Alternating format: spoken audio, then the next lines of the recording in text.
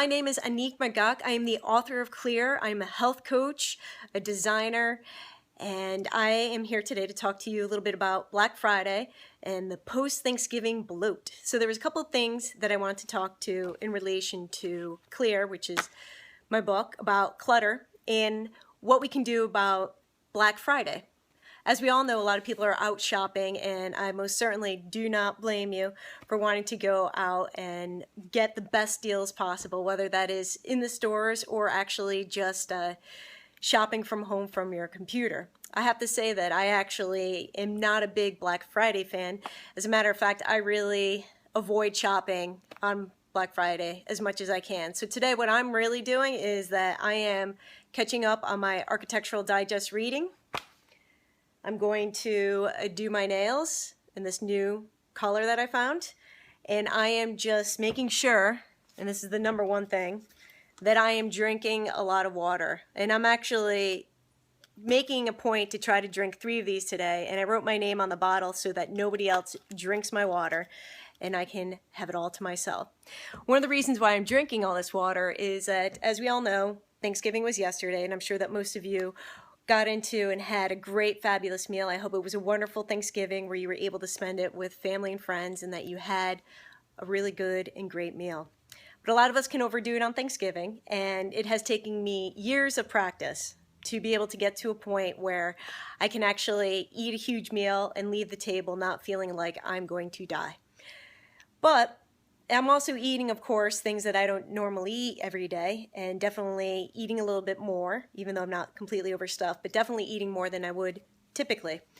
Today I made a point, and also let me just mention that I made sure yesterday to get some exercise in the morning and actually ran a turkey trot run with my mom and my sister, who both absolutely killed it.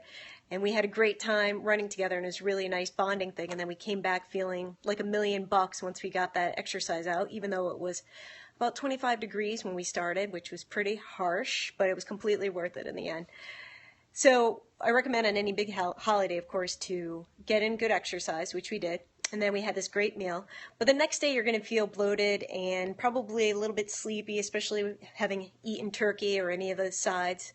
So today I made sure to also get in some exercise, and I went for actually a walk with my dad, which I was going to go for a run, and then I asked him, I was like, hey, you want to go for a walk? And he was game. So we went out, and for me it was more about spending the time with my father one-on-one than to actually get in a huge hard exercise, which didn't really even matter.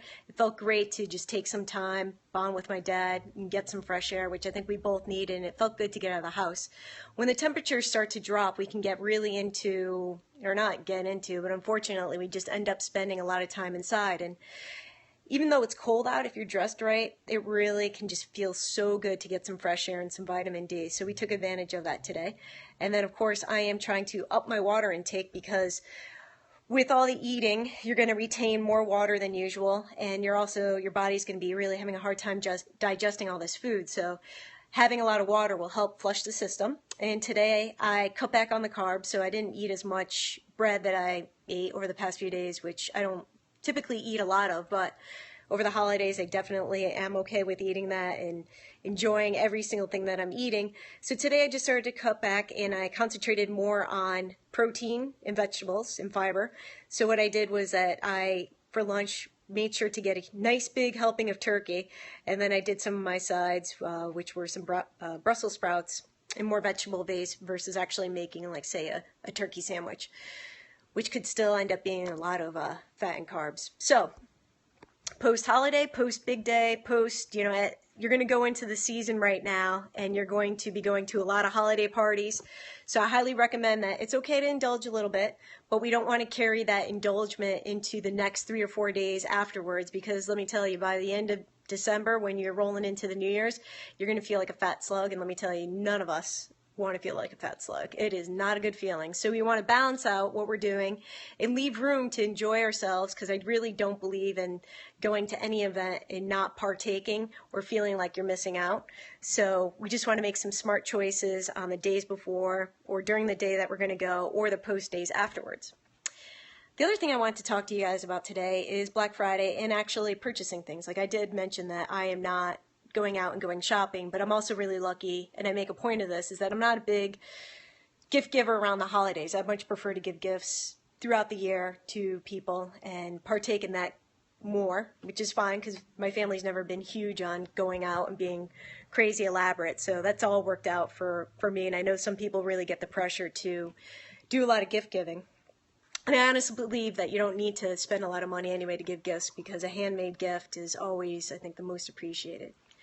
Anyhow, with the shopping comes sales and great deals, which leads to bringing home a lot of stuff that you may not necessarily need, which leads to a lot of clutter, which then leads us to feeling completely overwhelmed through the holidays.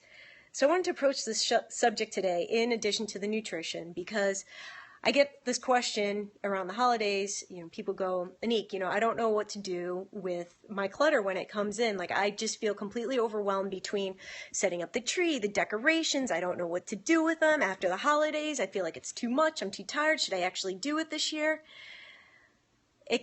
There's all this stuff around. I just feel like it's just so much in my house. Well, there's a good way and there's a bad way to easily get overwhelmed with having holiday clutter. And I think the biggest thing is to question yourself, like, do you really want to set up your holidays and have a holiday home? Which most people love and enjoy. But if it becomes too much of a burden, as in that you feel like you're the only person in the house that's actually setting up all the Christmas decorations and doing all the work to make the house good, and then you're becoming bitter towards everybody else in the household saying, I'm the only one that sets up the Christmas tree, I do this for you and nobody wants to help me. I recommend that you get all the household together and bring everybody in and not take the burden on yourself. We can oftentimes make decisions, especially when it comes to decorating in the holidays, and become a martyr in the situation. I call this victim mindset, which is something that we don't want to be in, because when we're in a victim mindset, we are powerless, meaning that as a victim, something has happened to you versus you saying or taking control of the actual event.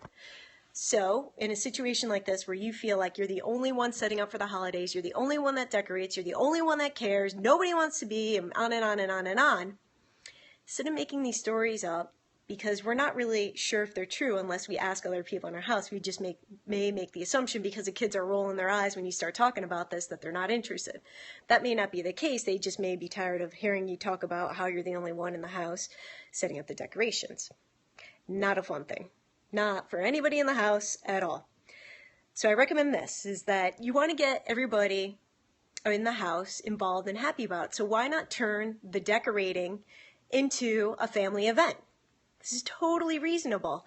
Kids love to help, and spouses love to help, and anybody else who happens to be living in your home can get involved on any level. That might be helping carry boxes. As long as you can turn it into a festive event instead of it being a chore, like, oh my God, we have to pull all the boxes out of the attic and bring them down. It's like, okay, let's turn it into this. Why don't we have a great bottle of wine and enjoy our evening, maybe make some holiday cookies. Of course, if you have any health issues, you want to make sure that they're gluten-free, sugar-free, yada, yada, yada, yada. But to make it more of an event where you can get everybody involved and say, okay, we're going to actually make this a celebration of the holidays and get everybody together to make this decorating actually really fun. So keep that in mind when you're decorating for the holidays. And I'm going to leave you guys here because I am feeling like I just need to finish up this bottle of water, and I want to finish reading my magazine. But if you have any questions and you want me to cover about clutter, design, health, or fitness, please let me know. You can reach out to me at AnnickMagac on all social media platforms, or email me directly at info@AnnickMagac.com, AnnickMagac.com. And if you have any questions, I'd really love to connect with you and, again, get to know where you're from and what your name is. All right. Ciao.